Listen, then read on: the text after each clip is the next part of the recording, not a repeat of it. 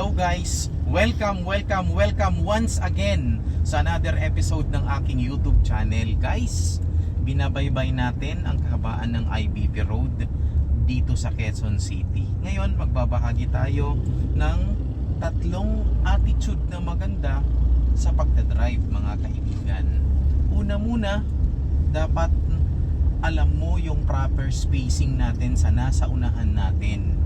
So guys, dapat hindi ka masyadong nakadikit doon sa nasa unahan mo, especially pag traffic. Ang rason kung bakit, para if in case of emergency, makakalabas ka or makakaalis ka doon sa lugar na yon. So guys, dapat nababanaag mo yung mga gulong nung nasa harap mo.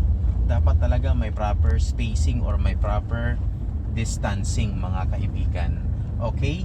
Pangalawa, mga kaibigan, dapat alam mo na pwedeng magkamali yung mga drivers anytime. So dapat naka-ready ka parati. Okay?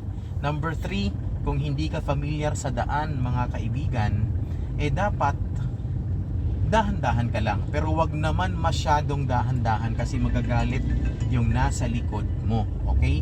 Dapat yung tamang bilis lang kung hindi mo masyadong familiar ang daan. Alright? So guys, yan muna yung ating tips sa ngayon. Once again, please do not forget to subscribe on my YouTube channel and please share. Thank you.